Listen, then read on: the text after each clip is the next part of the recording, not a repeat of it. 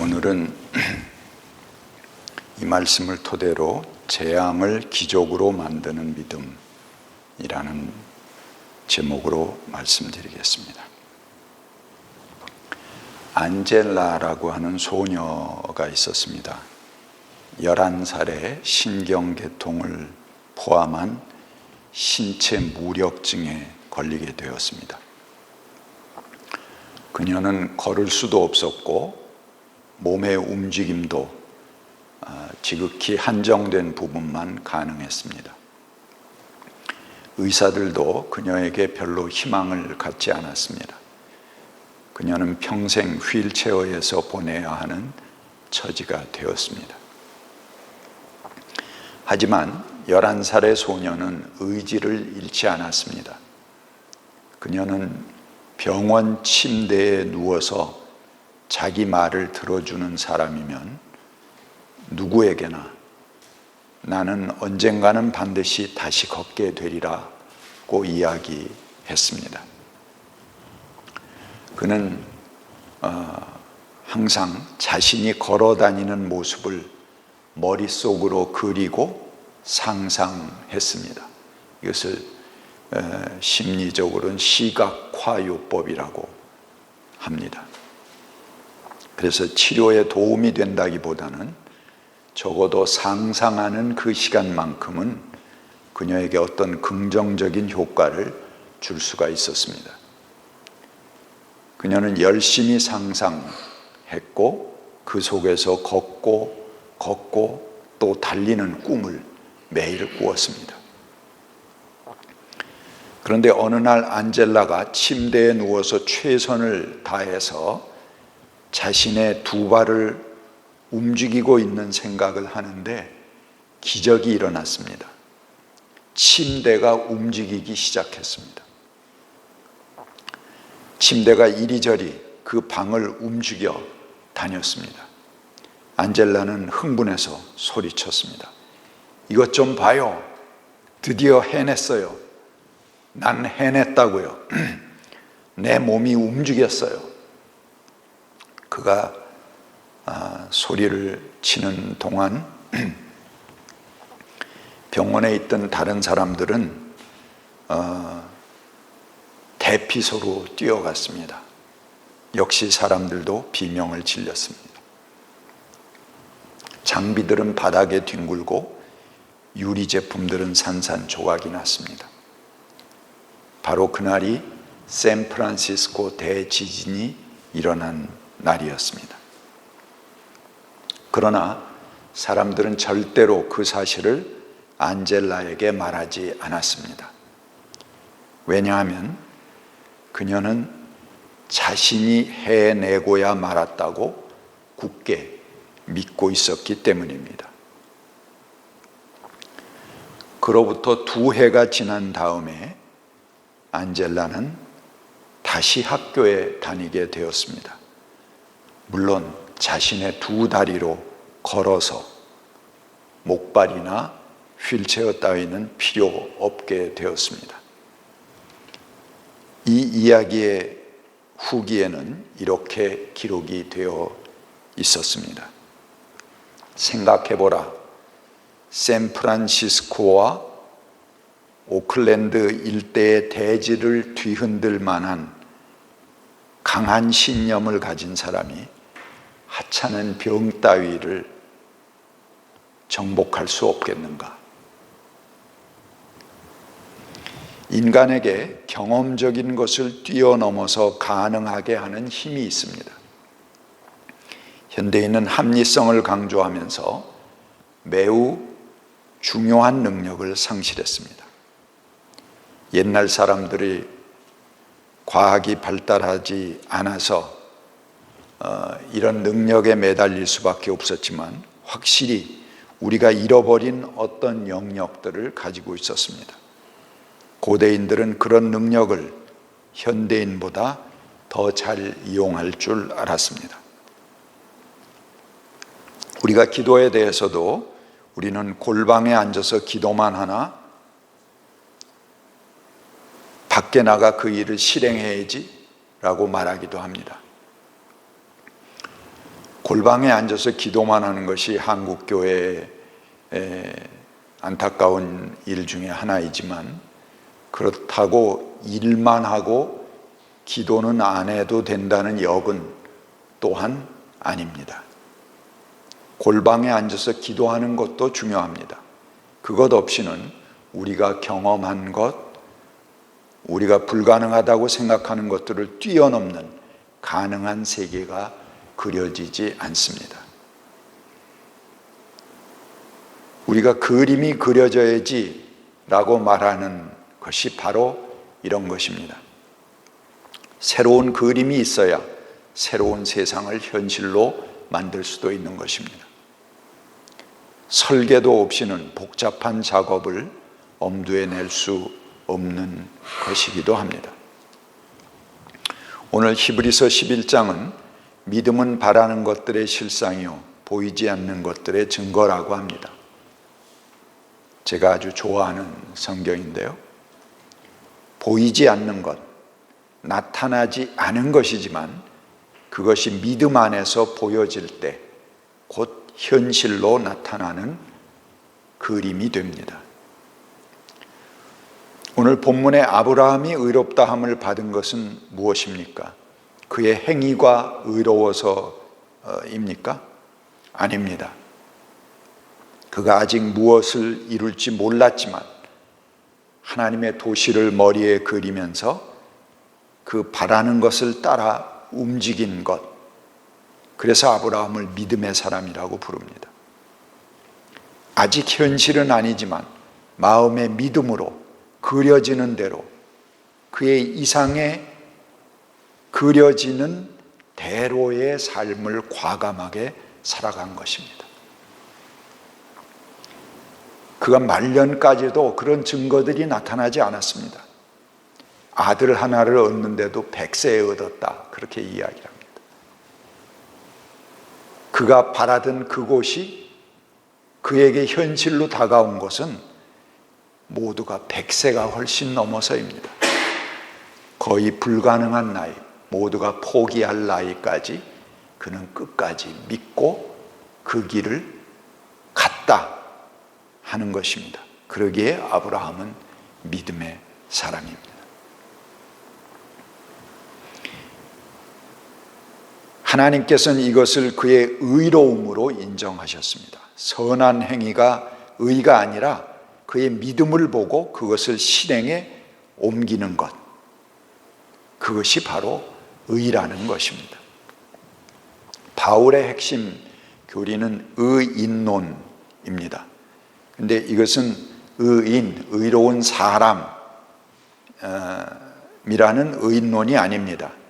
인정할 인자를 씁니다. 말씀 언변에 이렇게 인내할 때 하는 그 글자를 써서 인정한다 하는 그런 의인, 의롭게 인정하는 론입니다. 하나님께서도 우리의 믿음을, 우리를 믿어주시고 그렇게 당신의 믿음대로 의롭다고 인정해 주신다는 것이 바로 의인론입니다. 내가 의로워서 의인이 돼갖고 의인론이 있는 게 아니고, 나는 그렇지 못하지만 하나님께서 나를 믿어주시고 그렇게 인정해 주신다라는 의인론이라는 것입니다. 하나님께서 우리의 미래를 긍정적으로 보아주십니다. 그것이 하나님의 은총입니다.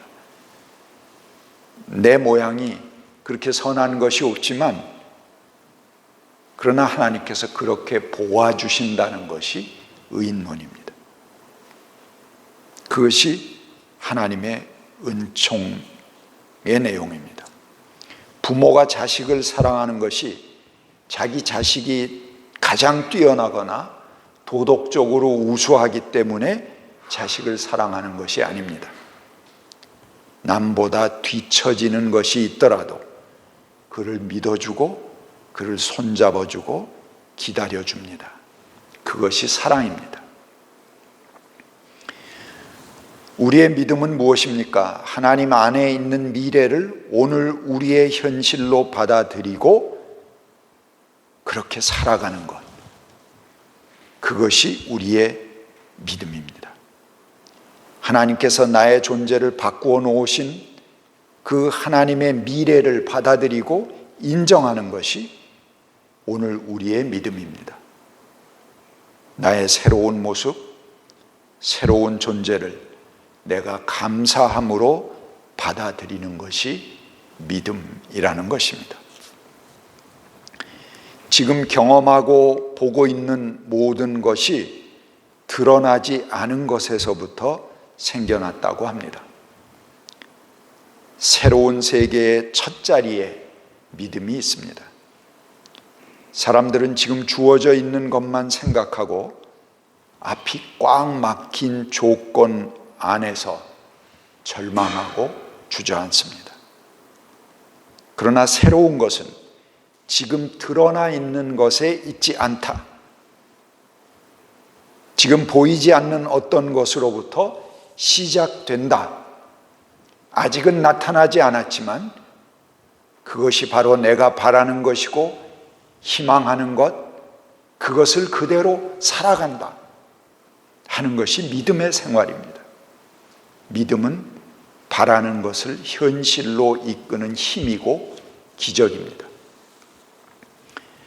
광야 40년 생활 동안 이스라엘 백성이 지나온 그 광야에서 어디 가면은 물이 나오고 어디 가면 만나 메추라기가 떨어지고 뭐 어디 가면 구름 기둥 불 이런 것을 미리 다 알고 갔다고 한다면 아마 이스라엘 백성은 광야를 끝까지 통과하지 못했을 것입니다. 하나님과 만날 수 없었을 것입니다. 한 걸음 한 걸음 그 앞이 낭떠러지인지 함정인지 모르지만 주님을 끝까지 신뢰하는 마음으로 그 한 걸음 한 걸음을 40년 동안 간 것입니다. 그것이 믿음의 길이 되는 것이죠. 다 미리 지도를 놓고 보고 어디 가고 이렇게 확인해서 갔다면은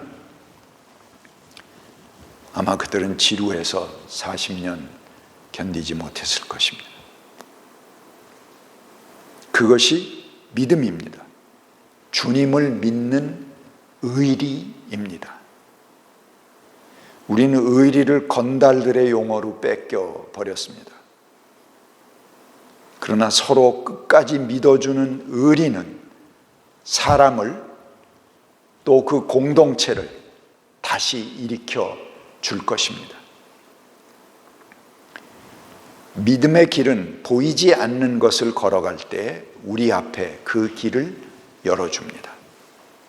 미리 알고 확실한 길만 간다면 그것은 믿음의 길이 아니라 확인하는 것에 불과합니다. 이미 결과를 보고 가는 것은 금수저의 길이지만 그는 새 길을 열 수 있는 능력이 없기 때문에 오래 그 길을 갈 수는 없습니다. 만나와 메추라기 사건은 우리가 믿음이 있어야 나눌 수 있다는 것을 보여줍니다. 만나와 메추라기 사건에 하나님께서 주신 조건이 있습니다. 그것은 누구든지 그날 먹을 것만 거두라는 지엄한 명령입니다. 내일 것도 좀 쌓아놓으면 어때? 근데 그게 용인되지 않습니다. 왜? 철저하게 내일은 하나님의 날이다. 내일은 또 주신다 하는 걸 믿을 수 있는 사람만 오늘 나눌 수 있기 때문에 그렇습니다. 저마다 자기의 내일을 염려해서 자기 울타리 안에 쟁여놓고 그것이 우리의 내일을 보장한다고 안심할지 모르지만 그것은 결코 그들의 내일이 될 수 없습니다. 자신의 욕심으로 쌓은 미래는 하나가 무너지면 모든 것이 무너질 수밖에 없습니다. 내일은 하나님께서 또 주신다. 그래서 내일은 하나님의 날이다. 그분의 손안에 있다는 믿음이 없다면 우리는 결코 사랑할 수 없는 것입니다. 그래서 저마다 자기의 울타리를 부수고 오늘 나누는 사람들에게 만나와 메추라기의 기적이 일어나는 것입니다. 의인은 믿음으로 살리라고 합니다. 하박국의 말씀이고 또 아브라함에게 주어졌던 그런 말씀이기도 한데요. 하박국은 악인은 모든 것을 쌓아놓고도 믿음이 없기 때문에 자신의 미래를 자기 손안에 쥐고 있어도 계속 쌓고 쌓아도 불안하다는 것입니다. 그에게는 모든 것이 불안과 불신일 뿐입니다. 왜? 자기 안에 다 쌓아놓으려고 하기 때문에. 그러기에 의인은 자기 통장의 잔액을 믿고 사는 것이 아니라 믿음으로 사는 것입니다. 이스라엘 백성이 이집트를 탈출할 때 10가지 재앙이 그들의 길을 열어주는 결정적 계기가 되었습니다. 강물이 피로 변하는 일, 개구리, 이, 파리, 메뚜기, 우박, 어둠이 몰아닥치는 것, 이런 일들이었습니다. 믿음이 없었다면 그것은 재앙입니다. 천재지변입니다. 모두가 끔찍하게 여기는 그런 재앙일 수밖에 없는 것입니다. 그것은 분명히 자연재해입니다. 그러나 믿음을 가지고 희망의 끈을 놓지 않는 사람에게는 그 재앙이 기적으로 새롭게 열려지는 것입니다. 믿음이 없이는 하나님을 기쁘시게 할 수 없습니다. 믿음이 없는 이들에게는 재앙이지만 믿음으로 어려움을 통과하는 사람에게는 그 재앙이 기적이 되는 것입니다. 같이 기도하겠습니다.